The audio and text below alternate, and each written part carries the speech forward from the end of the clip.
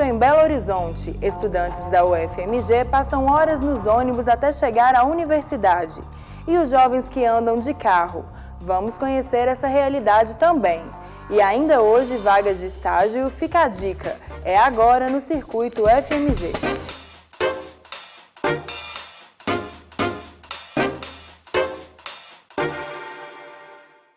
Boa noite. Transporte público em Belo Horizonte. As obras do MOVE, mais conhecido como BRT, andam em ritmo acelerado na capital para a Copa do Mundo. Mas o que não anda tão rápido é o trânsito. Avenidas como Antônio Carlos e Pedro I dão acesso ao campus Pampulha da UFMG. E estudantes que já passavam um tempo considerável dentro dos ônibus têm passado mais tempo com as obras nestes pontos. Diego sai de casa no bairro Mantiqueira, região norte da capital, por volta de 6h30 da manhã. Após um trajeto a pé, chegamos ao ponto de ônibus que vai levá-lo ao UFMG. Pego o ônibus 5700, ou 5701, ou 5705, né? São os ônibus intermetropolitanos, assim, que são vermelhos, né, e que passam direto, que vão direto, né. Eu posso pegar também o 627, que passa na estação, mas geralmente até eu descer na estação, ter que pegar outro ônibus, geralmente tem filas gigantes assim também lá na estação, eu perco mais tempo, né, eu acho mais fácil esperar. E olha que esperamos, viu? Ficamos no ponto por quase meia hora. E enquanto esperávamos, os ônibus passavam lotados. E nos que paravam, fila para embarcar.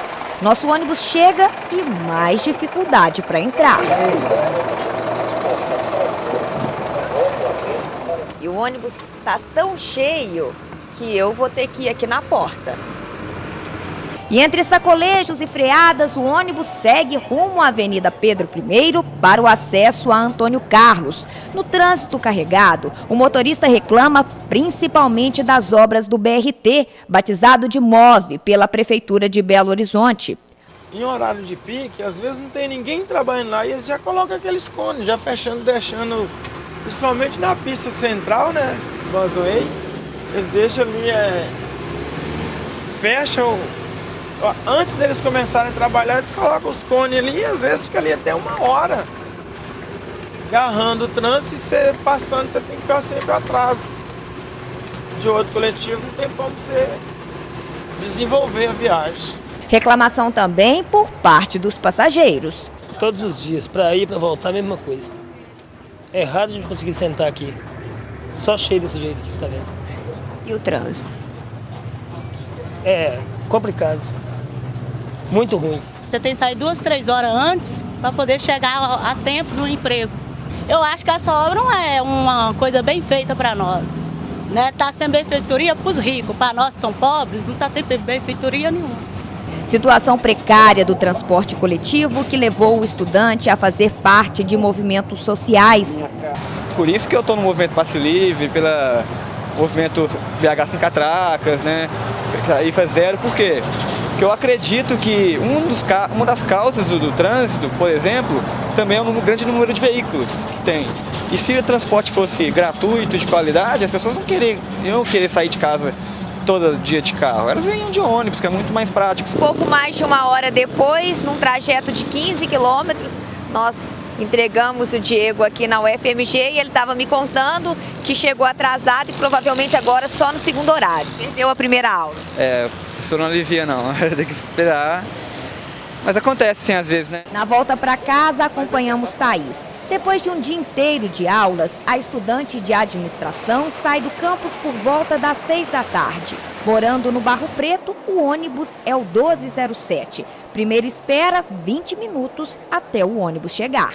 Como ele passa pelo Antônio Carlos, que tem aquele problema que funila e ônibus vai para a direita e carro vai para a esquerda. E também tem o centro que está em reforma, demora umas 1h30 para chegar em casa. Então, assim, o problema não é esperar, o problema é o trajeto mesmo. Dentro do coletivo, o que mais se vê são fisionomias cansadas. Passageiros que, além de enfrentar um dia duro de trabalho, vão ter que passar pelo menos 1 hora no trânsito só nos locais de obras do BRT. Antigamente a pista de ônibus ela até desenvolvia bem, mas atualmente está bem complicado por causa das obras e chega ali no centro, afunila tudo, trava tudo. Com a obra na Santos Dumont, tá bem difícil passar naquela parte. Eu não sei no futuro como esse BRT vai atender a população, vai melhorar ou não, mas por enquanto ali naquela região do centro está bem complicado. E depois de amargar mais de 1 hora no ônibus, Thaís ainda faz uma caminhada de pelo menos 10 minutos até chegar em casa. É sempre a mesma coisa, não tem como escapar, principalmente da FMG para cá tem que passar pelo centro, lá no centro é impossível por causa das obras. E é isso, tem que aceitar. Agora, o que a BH Trans, ela responde aos passageiros? Porque a gente conversa, né? A gente principalmente conversou com os passageiros da Antônio Carlos e o que a gente sentiu é que eles estão cansados, desanimados, fatigados de enfrentar a situação, tanto da ida quanto da volta, de 1 hora, 2 horas, 3 horas. O que a gente pode dizer para eles, Elizabeth? Que o tempo de viagem é a principal melhoria que o sistema vai ofertar. Tá? Então, assim, a questão do conforto, igual eu falei, o conforto e a rapidez é o ganho que esse usuário vai sentir. Principalmente o aspecto do embarque e desembarque, da forma que é feito hoje, que vai ser feito, né, no sistema. Parece que não, mas cada parada num ponto, com as pessoas todas entrando por uma porta só e validando ônibus, isso toma muito tempo. Isso é quase 30% do tempo da viagem é gasto nos pontos de parada. Então a grande controvérsia é que a BH Trans afirma que o BRT vai ser capaz de suportar as demandas hoje registradas nos corredores Antônio Carlos e Cristiano Machado. E a comunidade técnica e acadêmica acha que não. Então é uma controvérsia que, infelizmente, só vai ser avaliada na sua plenitude a partir do momento da implementação do BRT. A previsão da Prefeitura de Belo Horizonte é de que o BRT comece a funcionar parcialmente em janeiro do próximo ano.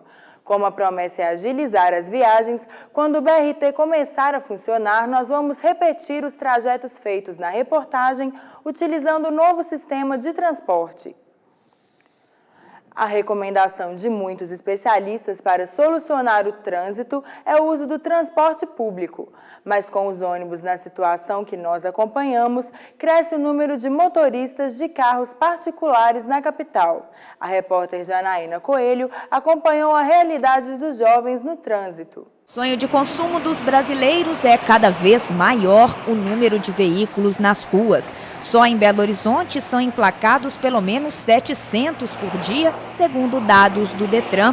E atrás do volante também é grande o número de jovens motoristas. O jovem tem um perfil psicológico um pouco diferenciado, então ele está no momento de vida que está se construindo e ele enxerga que é muito mais o presente, o que ele quer curtir, o que ele quer aproveitar do que o futuro. Então muitas vezes ele adota comportamentos que são altamente prejudiciais para ele mesmo no futuro e não vê isso. Isso também é mais forte no homem do que na mulher. Ele não está preocupado se está cansado ou não na hora de pegar o volante, entendeu? Ou ele não se preocupa com quem que ele está pegando carona. Tá? Ou ele não para pensar que a motocicleta é um veículo que representa 5 vezes mais risco de acidente do que andar num carro, que representa 8 vezes mais risco de acidente do que andar num ônibus. E o resultado desse comportamento? A gente tem uma mortalidade muito grande. Tá? Agora, é pior do que isso. Por quê? A chance de ter uma sequela pro resto da vida é muito maior do que de morrer. Aí imagina aquele estudante universitário que está construindo a carreira, ele quer formar, ele quer casar, ele quer trabalhar, ele quer produzir. Tá, agora para e se enxerga. E você numa cama? Você vai poder viajar para a Europa numa cama? Você vai poder ter um grande emprego numa cama? De acordo com dados do Ministério da Saúde, de 1980 a 2011, as mortes violentas entre jovens de 14 a 25 anos aumentaram mais de 200%. E seja por imperícia ou falta de habilidade ao volante, os acidentes de trânsito correspondem a quase 30% dessas mortes.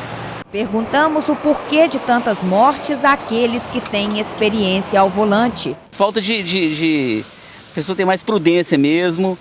Eles são assim inexperientes, arriscam demais a vida e colocam a vida dos outros em risco também. Eu acho que os jovens precisam ter mais tranquilidade, sei lá, evitar o uso de bebida alcoólica, essas coisas que tudo venha a contribuir para isso, né? Esses acidentes que vêm acontecendo. Fica cortando em qualquer lugar, uma correria danada. Aí eles têm que, igual a mesma coisa, o pessoal fica dando carteira para esses meninos novos aí. Só imprudência mesmo. A maioria dos trânsitos é provocado por imprudência, principalmente nas BRs. E os próprios jovens admitem que nem sempre adotam um comportamento preventivo na direção. A gente também é mais imprudente, eu acho, os jovens, assim. A gente bebe, a gente não tem muito medo, eu acho que mesmo bebendo a gente consegue dirigir e a gente dirige melhor. Eu acho que quando a gente fica mais velho, a gente começa a ter mais consciência que isso não é verdade, né? Alguma vez você já bebeu e dirigiu? Já. Acho que de todo mundo, né? Muitos usam bebidas alcoólicas e arriscam dirigir. E também porque às vezes as pessoas são imprudentes, arriscam, vai na brincadeira, quer correr. Acho que é meio que falta de responsabilidade. Na tentativa de frear as estatísticas, segundo este professor do Departamento de Psicologia da UFMG, é preciso um atendimento mais individualizado aos motoristas infratores. Teria que ser realmente uma aliança entre as políticas públicas, né, mas também um trabalho que, em alguma medida, as próprias políticas públicas também poderiam se ocupar, um trabalho do qual essas políticas também poderiam se ocupar, de tratar de forma mais individual essas circunstâncias, né? Por que a gente não poderia pensar também na possibilidade de que uma infração de trânsito, por exemplo, cometida por um jovem, tivesse um tratamento um pouco mais particularizado? Mas seria interessante, talvez, assim, que essa pessoa pudesse ser acolhida em algum lugar, né? E ser escutada, ser orientada em relação a essa conduta, né? Não digo nem que isso seja possível, talvez, assim, para todos os infratores, né? Mas se a gente também não presta um pouco atenção assim, ao que se passa na esfera privada de cada um, eu acho que fica muito difícil a gente entender o que acontece numa esfera mais ampla, talvez, assim, social. Na Semana do Veterinário, o Fica a Dica traz recomendações para cuidar dos animais domésticos. Hoje, a dica é sobre medicamentos prejudiciais.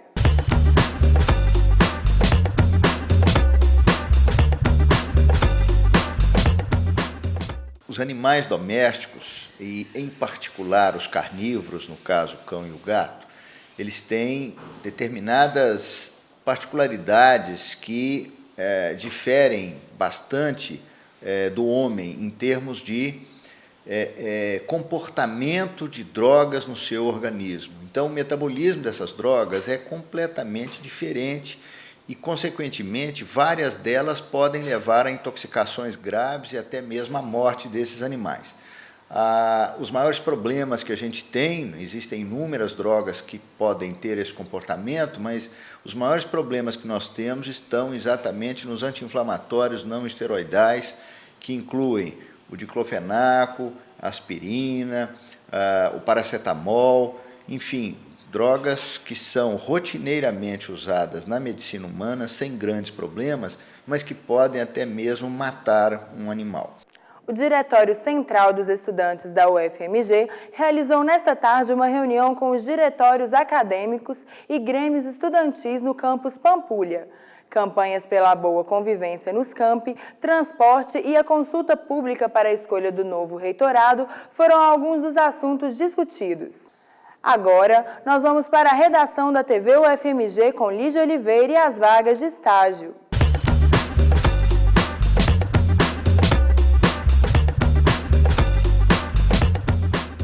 Boa noite, vamos às vagas dessa quarta-feira. Nossa primeira oportunidade é para estudantes de Direito a partir do terceiro período. O candidato deve possuir carteira da OAB e irá realizar agendamentos, cadastrar clientes e acompanhar o andamento de processo. O horário de estágio é de segunda a sexta, de 1 da tarde às 7 da noite, e a bolsa será combinada. Interessados, encaminhar currículo para consultargp@yahoo.com.br. Nossa última vaga de hoje é para trabalhar na área de relações públicas ou marketing. O candidato irá promover o produto, acompanhar as tendências do mercado, pesquisar a imagem da empresa diante do consumidor e elaborar formas de facilitar o processo de venda. A bolsa no valor de R$ 678 e os interessados devem entrar em contato pelos telefones 3292-8155 ou 9151-7850. As vagas de hoje ficam por aqui. Sexta-feira eu volto com mais. O Circuito UFMG fica por aqui. Boa noite e até amanhã.